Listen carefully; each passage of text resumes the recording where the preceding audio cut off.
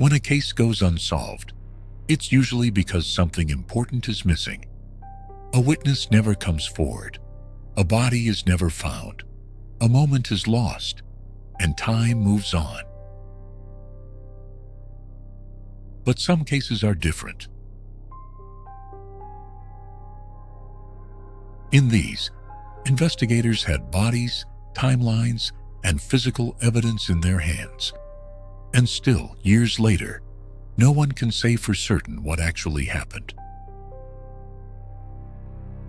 This is the story of 3 real cases where the evidence remained, but the answers never followed.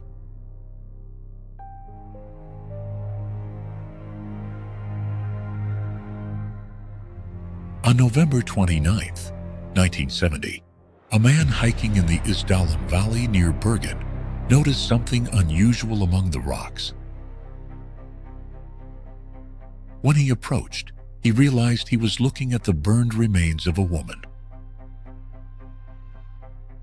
Police were called and began their investigation at the scene. During their initial search, no identification documents were found on or near the body. There was no passport, no wallet, and no personal papers that could establish her identity. Despite the damage, police were able to recover usable fingerprints. Those prints were checked nationally and shared internationally. No match was found. An autopsy later showed that the woman had died from a combination of carbon monoxide poisoning and sleeping pills. Soot found in her lungs indicated she was alive when the fire began. As the investigation continued, police recovered personal belongings believed to be hers. One detail immediately stood out. The labels had been carefully removed from her clothing, something investigators believed had been done intentionally.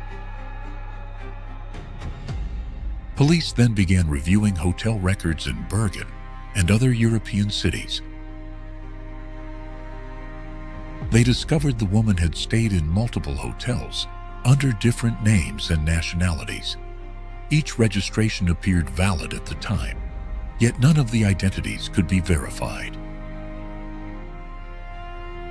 Hotel staff later told police she kept to herself, paid in cash, and sometimes changed rooms shortly after checking in. In one of her hotel rooms, investigators found a small notebook containing handwritten combinations of letters and numbers. The notes appeared structured, but no confirmed explanation for them has ever been established. Over the years, the case was reopened several times. Advances in forensic science, including DNA analysis and isotope testing, provided new clues about where she may have spent parts of her life. Even so, her real name and the reason she was living under multiple identities remain unknown. She is still officially referred to as the Isdal Woman.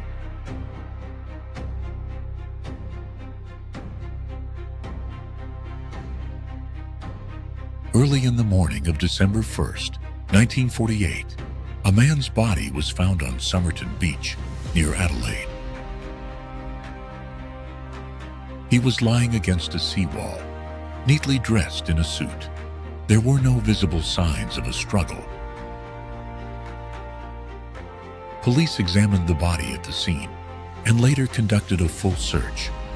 No identification was found, no wallet, no documents, nothing that could explain who he was or why he was there.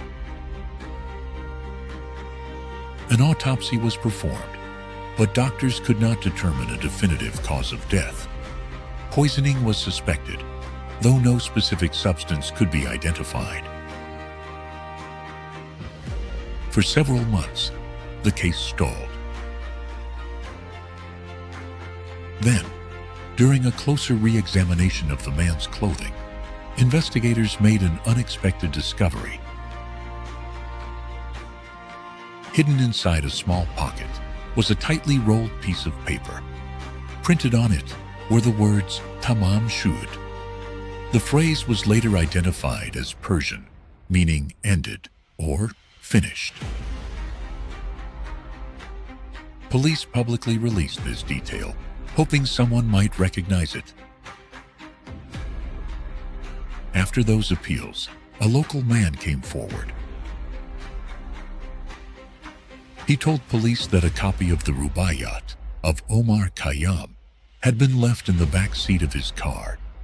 The car had been parked near Somerton Beach around the time the unidentified man was believed to have died. When investigators examined the book, they found several lines of handwritten letters inside, a code that appeared deliberate but made no obvious sense. The final page of the book had been torn out. The missing fragment matched the words found hidden in the dead man's clothing. Police also traced a suitcase left at a nearby train station and believed to belong to the same man. The clothing inside offered no identification, and once again, the labels had been removed. Decades later, advances in forensic genealogy suggested a possible identity. But even with a likely name, the most important questions remain unanswered. How did he die? Why was his identity concealed? And what was the purpose of the code?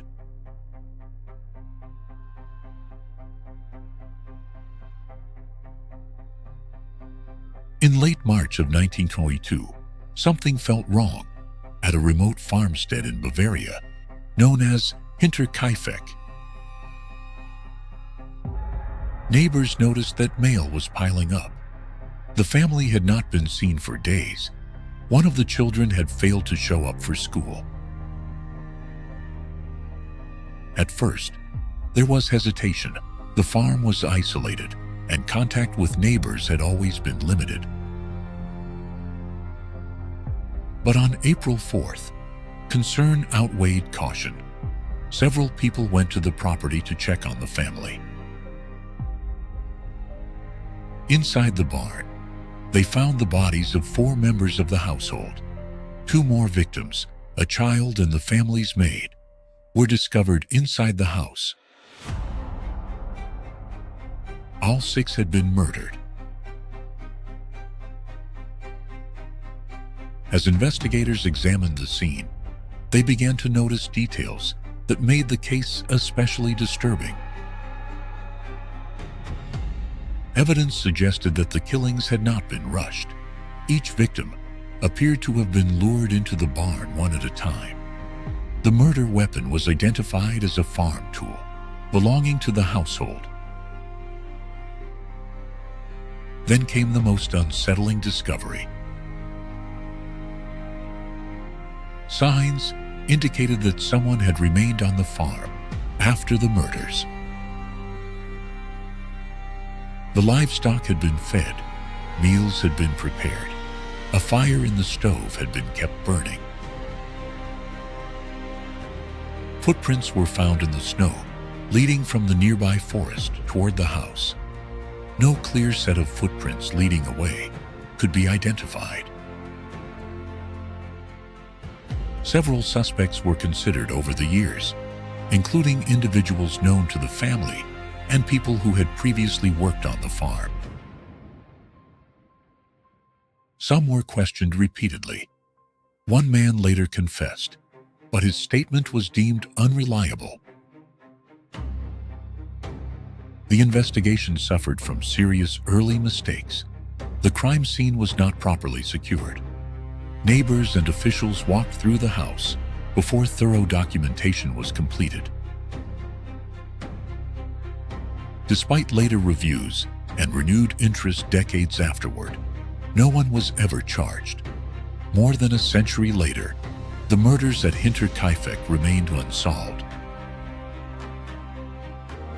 These cases occurred in different places and different decades, but they all leave behind the same uncomfortable feeling. Investigators did their work. Evidence was collected, leads were followed. And still, the truth never fully came into focus. Some mysteries fade because time erases them. Others remain unsolved because even with everything laid out, no explanation fits. If you'd like to see more stories like this, you can subscribe to the channel. If you found this video valuable, a simple like helps more than you might expect. Thank you for watching.